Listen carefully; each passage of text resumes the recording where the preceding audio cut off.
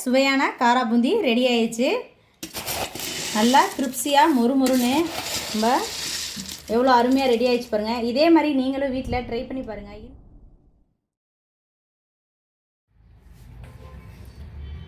இப்போ கடலை மாவு வச்சு ஒரு கார ஸ்வீட் தான் செய்ய போகிறோம். என்னென்னு சொன்னால் காரா பூந்தி எப்படி செய்கிறதுன்னு பார்க்கலாம். அதுக்கு 2 கப் அளவுக்கு கடலை மாவு எடுத்திருக்கேன். ஒரு 4 டேபிள் ஸ்பூன் அளவுக்கு அரிசி மாவு எடுத்திருக்கேன். 1 டேபிள் ஸ்பூன் அளவுக்கு சால்ட்டு, 1/2 டேபிள் ஸ்பூன் அளவுக்கு சோடா மாவு. இப்போ இதை நல்லா கலந்துக்கணும். கலந்து நம்ம கொஞ்சம் கொஞ்சமாக காரா பூந்தி எடுத்துக்குவோம். ஊற்றுனதுக்கப்புறம் தாளிப்புக்கு தேவையான பொருள் பார்க்கலாம். பொட்டுக்கடலை, முந்திரி பருப்பு, நிலக்கடலை, பச்சை நிலக்கடலை, கொஞ்சோண்டு அவல், கருவேப்பிலை இதெல்லாம் எடுத்து வச்சுருக்கேன். இப்போ ஃபஸ்ட்டு நம்ம மாவை கரைச்சி எடுத்துக்குவோம். இப்போ இதை ஒரு இதில் கொட்டிக்குவோம் பவுலில். அது கூடவே 4 டேபிள் ஸ்பூன் அளவுக்கு அரிசி மாவு எடுத்துருக்கோம்ல, அதையும் அது கூட சேர்த்துக்குவோம். உப்பு தேவைக்கேற்ப உப்பு. இதில் ஒரு 1/2 டேபிள் ஸ்பூன் அளவுக்கு சோடா மாவு. இப்போ இது எல்லாத்தையுமே தண்ணி ஊற்றி நல்லா கரைச்சிக்கும்.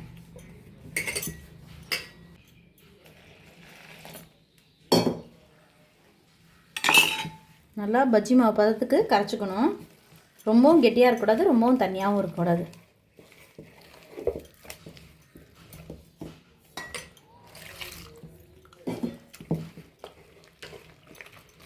கட்டி இல்லாமல் நல்லா கரைச்சிக்கும்.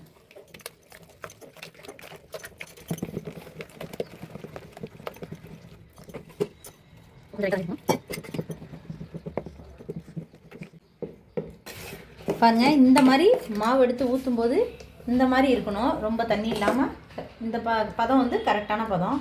இந்த மாதிரி நம்ம கரைச்சி எடுத்துக்கணும். இப்போ கடாய் நல்லா சூடாயிடுச்சு. நம்ம ஆயில் சேர்த்துக்குவோம். நான் இன்றைக்கி வந்து செக்கில் கடலெண்ணெய் எடுத்திருக்கேன். இப்போ கடலெண்ணெயை நமக்கு தேவைக்கேற்ப சேர்த்துக்குவோம்.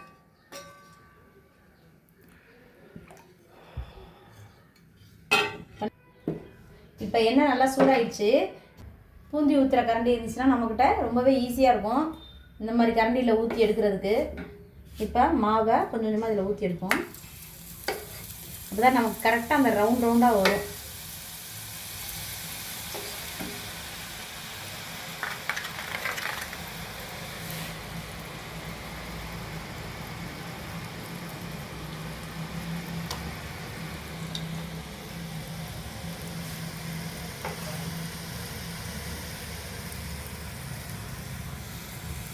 இப்போ நம்ம எடுத்துக்கணும்.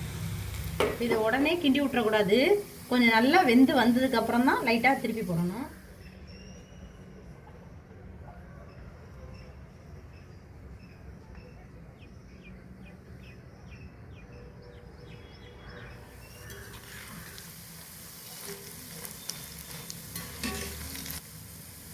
இப்போ நல்லா அப்படியே திருப்பி விட்டுக்குவோம். இப்போ பாருங்கள், நல்லா நுரையெல்லாம் அடங்கிடுச்சு, நல்லா வெந்துருச்சு. நம்ம எடுத்துக்குவோம். இந்த மாதிரி எண்ணெயை நல்லா வடிகட்டிக்கணும்.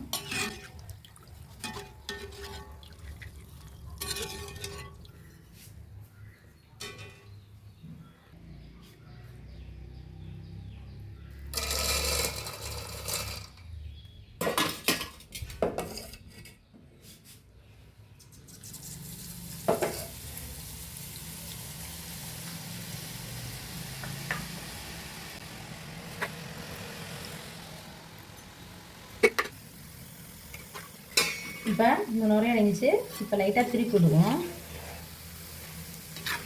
இந்த மாதிரி கரண்டியில் ஊற்றும்போது சொன்னோம்னா ரவுண்டாக கரெக்டாக முத்தாக இருக்கும் பாருங்கள். நம்ம இந்த மாதிரி சாரணி ஓட்ட சாரணியில் ஊற்றும்போது கூட வாலாக இருக்கும். இந்த மாதிரி வாங்கிட்டோம்னு சொன்னோம்னா ரொம்பவே அழகாக வரும்.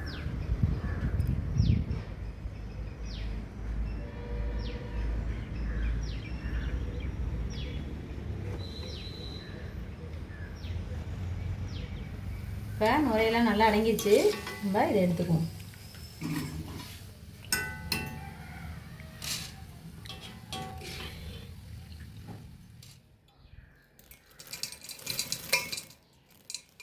இப்போ பாருங்கள், காரா பூந்தி எல்லாமே ஊற்றிட்டோம். இப்போ பாருங்கள் எவ்வளோ கிரிப்ஸியாக இருக்குது பாருங்கள்.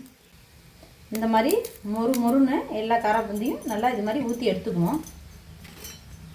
இப்போ இப்போ நம்ம எடுத்து வச்சுருக்கோம் பார்த்தீங்களா நிலக்கடலை பருப்பு. இப்போ காரா பூந்தி எல்லாமே ஊற்றி எடுத்தாச்சு. அதே எண்ணெயில் இந்த கடலையை வேக வச்சு எடுத்துக்குவோம்.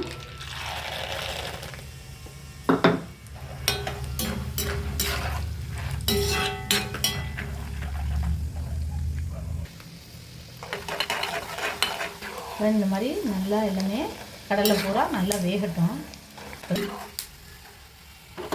கடலை இந்த மாதிரி அரைச்சி வைக்கணும்.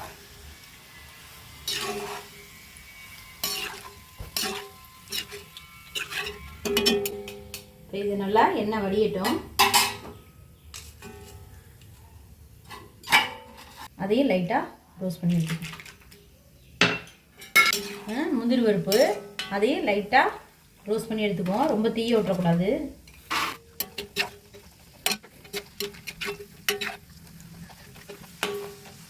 முந்திரி பருப்பு இந்த மாதிரி நல்லா ப்ரௌன் ஆயிடுச்சு. இந்த ஸ்டேஜில் நம்ம எடுத்துக்கணும்.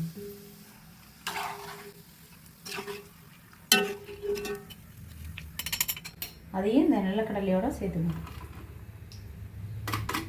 பொட்டுக்கடலை வறுத்துக்கணும்.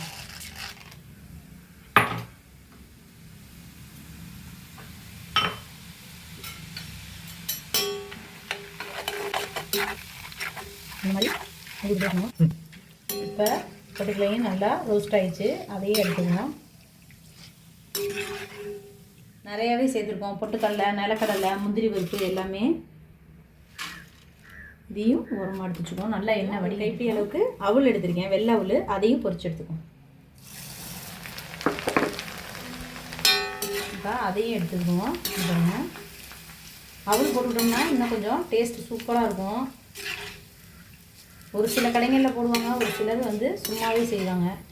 இப்போ வீட்டில் செய்கிறதுனால நம்ம இது எல்லாமே சேர்த்துக்கணும். நான் இதில் வந்து வெள்ளைப்பூடு காமிக்க மறந்துட்டேன். லாஸ்ட்டாக இது மாதிரி வெள்ளைப்பூடை நச்சு எடுத்துக்குவோம். அதையும் பொரிச்சு போடணும். அப்போ தான் நல்லா வாசமாக டேஸ்ட்டு ரொம்பவே அருமையாக இருக்கும். இந்த மாதிரி தட்டி எடுத்துக்குவோம்.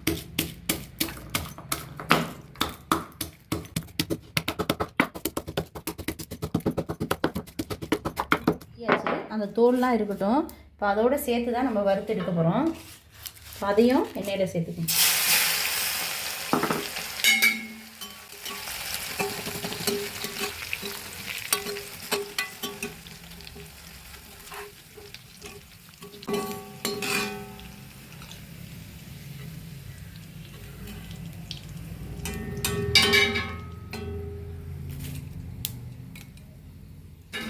ஃபைனலாக கருவேப்பிலை பொரிச்சு எடுத்துக்கணும்.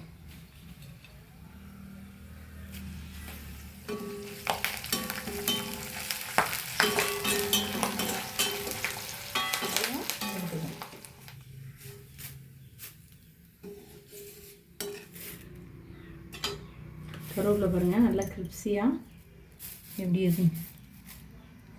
இந்த மாதிரி ரோஸ்ட் பண்ணி எடுத்துக்கணும். இப்போ நம்ம உப்பு மிளகாத்தூள் போட்டு எடுத்துக்குவோம். நம்ம வச்சுருக்க காரா பூந்தி எல்லாத்தையும் இதில் போட்டுக்குவோம் பெரிய பாத்திரத்தில். அப்போ தான் நம்ம வந்து மிளகாப்பொடி உப்பெல்லாம் நல்லா சாந்து வரும். இது கூட நம்ம பொரிச்சு வச்சுருக்கோம் பார்த்தீங்களா, பொட்டுக்கடலை, முந்திரி பருப்பு, கடலை, அவல் எல்லாத்தையும் அது கூட சேர்த்துக்குவோம்.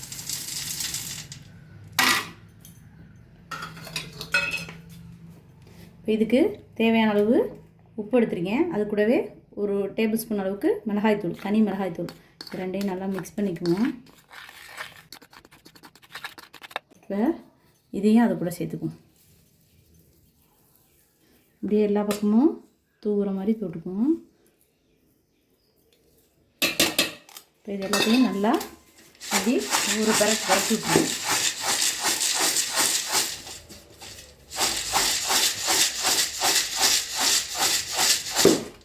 அவ்வளோதான் ஃப்ரெண்ட்ஸ்.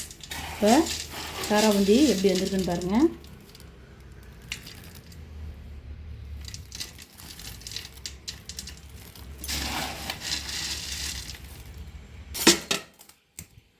இப்போ நம்மளுடைய சுவையான காரா பூந்தி ரெடி ஆயிடுச்சு. நல்லா கிரிப்ஸியாக மொறுமொறுன்னு நம்ம எவ்வளோ அருமையாக ரெடி ஆகிடுச்சு பாருங்கள். இதே மாதிரி நீங்களும் வீட்டில் ட்ரை பண்ணி பாருங்கள். இந்த வீடியோ பிடிச்சிருந்தா லைக் பண்ணுங்கள், ஷேர் பண்ணுங்கள், மறக்காமல் சப்ஸ்கிரைப் பண்ணிடுங்க. நான் இந்த வீடியோக்குரிய இன்க்ரீடியன்ஸ் எல்லாமே டிஸ்கிரிப்ஷனில் கொடுக்குறேன், அதை செக் பண்ணி பார்த்துக்கோங்க. நம்மளோடதுல ஏற்கனவே வந்து இனிப்பு பூந்தி செஞ்சுருக்கோம், இப்போ அடுத்து வந்து காரா பூந்தி போட்டிருக்கோம். தேங்க்யூ ஃபார் வாட்சிங்.